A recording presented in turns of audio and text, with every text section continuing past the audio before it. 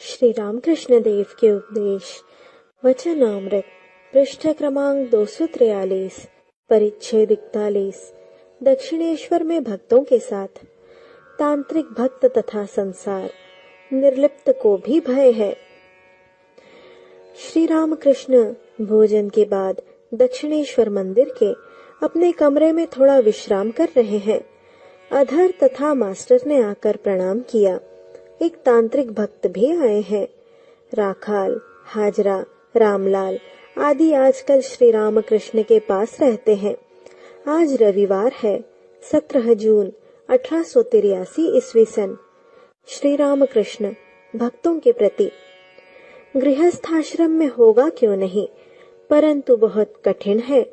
जनक आदि ज्ञान प्राप्त करने के बाद गृहस्थाश्रम में आए थे, परंतु फिर भी भय है।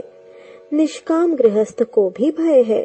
भैरवी को देखकर जनक ने मुंह नीचा कर लिया। स्त्री के दर्शन से संकोच हुआ था। भैरवी ने कहा, जनक, मैं देखती हूँ कि तुम्हें अभी ज्ञान नहीं हुआ। तुम में अभी भी स्त्री पुरुष बुद्धि विद्यमान है। कितना ही सयाना क्यों न हो, काजल की कोठरी में रहने पर शरीर पर कुछ न कुछ काला दाग लगेगा ही। मैंने देखा है, गृहस्थ भक्त जिस समय शुद्ध वस्त्र पहनकर पूजा करते हैं, उस समय उनका अच्छा भाव रहता है। यहाँ तक कि जलपान करने तक वही भाव रहता है।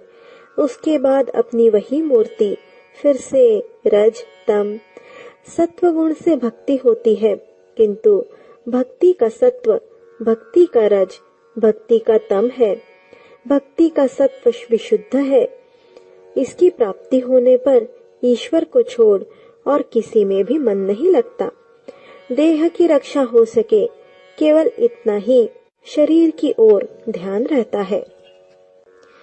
परमहंस त्रिगुणातीत होते हैं। श्री रामकृष्ण परमहंस तीनों गुणों से अतीत होते हैं। उनमें 3 गुण हैं और फिर नहीं भी हैं। ठीक बालक जैसा किसी गुण के अधीन नहीं है। इसलिए परमहंस छोटे छोटे बच्चों को अपने पास आने देते हैं, जिससे उनके स्वभाव को अपना सके। परमहंस संचय नहीं कर सकते। यह अवस्था गृहस्थों के लिए नहीं है। उन्हें अपने घर वालों के लिए संचय करना पड़ता है। तांत्रिक भक्त क्या परमहंस को पाप पुण्य का बोध रहता है? श्री रामकृष्ण केशव सेन ने यह बात पूछी थी। मैंने कहा, और अधिक कहने पर तुम्हारा दल बल नहीं रहेगा। केशव ने कहा, तो फिर रहने दीजिए महाराज। पाप पुण्य क्या है जानते हो? परमहंस अवस्था में अनुभव होता है कि वे ही सुबुद्धि देते हैं, वे ही कुबुद्धि देते हैं। फल क्या मीठे कड़ुए नहीं होते? किसी पेड़ में मीठा फल, किसी में कड़ुआ या खट्टा फल। उन्होंने मीठे आम का वृक्ष भी बनाया है और फिर खट्टे फल का वृक्ष भी। तांत्रिक भक्त जी हाँ, पहाड़ पर गुलाब की खेती दिखाई देती है। जहाँ तक दृष्टि जाती है, केवल गुलाब ही गुलाब का खेत। श्री रामकृष्ण परमहंस देखता है, यह सब उनकी माया का ऐश्वर्य है। सत असत, भला बुरा, पाप पुण्य, यह सब समझना बहुत दूर की बात है। उस अवस्था में दल बल नहीं रहता।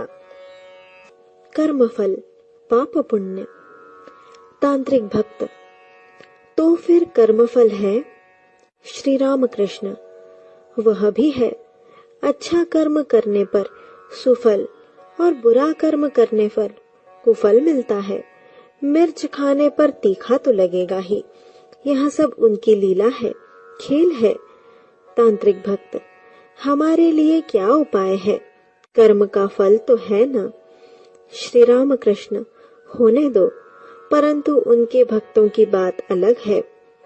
यह कहकर आप गाने लगे। भावार्थ रे मन, तुम खेती का काम नहीं जानते हो। ऐसी मनुष्य देह रूपी जमीन पड़ी ही रह गई। यदि तुम खेती करते तो इसमें सोना फल सकता था, पहले तुम काली नाम का घेरा लगा लो, फसल नष्ट न होगी। वहां तो मुक्तकेशी का पक्का घेरा है, उसके पास यम भी नहीं आता। गुरु का दिया हुआ बीज बोकर भक्ति का जल सींच देना। हे मन, यदि तुम अकेले न कर सको तो राम प्रसाद को साथ ले लेना। फिर गा रहे हैं भावार्थ। यम के आने का रास्ता बंद हो गया, मेरे मन का संदेह मिट गया। मेरे घर के 9 दरवाजों पर 4 शिव पहरेदार हैं। एक ही स्तंभ पर घर है जो 3 रस्सियों से बंधा हुआ है। सहस्र दल कमल पर श्रीनाथ अभय देते हुए बैठे हैं। काशी में ब्राह्मण मरे या वैश्या सभी शिव होंगे। जब हरि नाम से, काली नाम से, राम नाम से आंखों में आंसू भर आते हैं, तब संध्या कवच आदि की कुछ भी आवश्यकता नहीं रह जाती। कर्म का त्याग हो जाता है, कर्म का फल स्पर्श नहीं करता। श्री राम कृष्ण फिर गाना गा रहे हैं भावार्थ। चिंतन करने पर भाव का उदय होता है, जैसा भाव वैसी ही प्राप्ति होती है। विश्वास ही मूल बात है। यदि चित्त काली के चरण रूपी अमृत सरोवर में डूबा रहता है तो फिर पूजा, होम, यज्ञ आदि का कुछ भी महत्व नहीं है। श्री राम कृष्ण फिर गा रहे हैं भावार्थ। जो त्रिसंध्या में काली का नाम लेता है, क्या वह पूजा संध्यादि चाहता है? संध्या स्वयं उसकी खोज में फिरती रहती है, पर उससे मिल नहीं पाती। यदि काली काली कहते हुए मेरे प्राण निकल जाएं, तो फिर गया, गंगा, प्रभास, काशी, कांची आदि की कौन परवाह करता है? ईश्वर में मग्न हो जाने पर फिर असद्बुद्धि, पाप बुद्धि नहीं रह जाती। तांत्रिक भक्त। आपने कहा है विद्या का मैं रहता है। श्री राम कृष्ण। विद्या का मैं, भक्त में, दास में, भला में रहता है, बदमाश में चला जाता है। हंसी। तांत्रिक भक्त।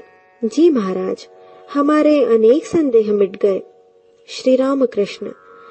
आत्मा का साक्षात्कार होने पर सब संदेह मिट जाते हैं। भक्ति का तम, संदेह, अष्ट सिद्धि। श्री राम कृष्ण।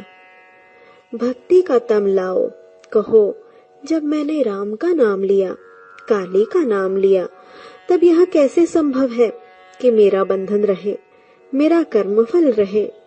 श्री राम कृष्ण फिर गाना गा रहे हैं भावार्थ।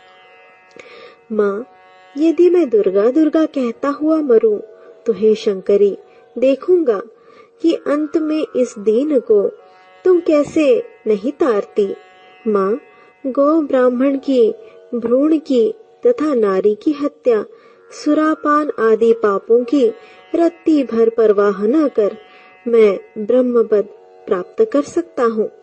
श्री राम कृष्ण फिर कहते हैं, विश्वास, विश्वास, विश्वास। गुरु ने कह दिया है, राम ही सब कुछ बनकर विराजमान है। वही राम घट घट में लेटा। कुत्ता रोटी खाता जा रहा है। भक्त कहता है, राम ठहरो ठहरो, रोटी में घी लगा दो। गुरु वाक्य में ऐसा विश्वास। भुक्कड़ों को विश्वास नहीं होता, सदा ही संदेह। आत्मा का साक्षात्कार हुए बिना सब संदेह दूर नहीं होते। शुद्ध भक्ति जिसमें कोई कामना न हो, ऐसी भक्ति द्वारा उन्हें शीघ्र प्राप्त किया जा सकता है। अणिमा आदि सिद्धियां ये सब कामनाएं हैं। कृष्ण ने अर्जुन से कहा है, भाई, अणिमा आदि सिद्धियों में से एक के भी रहते ईश्वर की प्राप्ति नहीं होती। शक्ति को थोड़ा बढ़ा भर सकती है वे। तांत्रिक भक्त। महाराज, तांत्रिक क्रिया आजकल सफल क्यों नहीं होती? श्री राम कृष्ण। सर्वांगीण नहीं होती और भक्ति पूर्वक भी नहीं की जाती, इसीलिए सफल नहीं होती। अब श्री राम कृष्ण उपदेश समाप्त कर रहे हैं। कह रहे हैं, भक्ति ही सार है। सच्चे भक्त को कोई भय, कोई चिंता नहीं। माँ सब कुछ जानती है। बिल्ली चूहा पकड़ती है इस प्रकार से, परंतु अपने बच्चे को पकड़ती है दूसरे प्रकार से।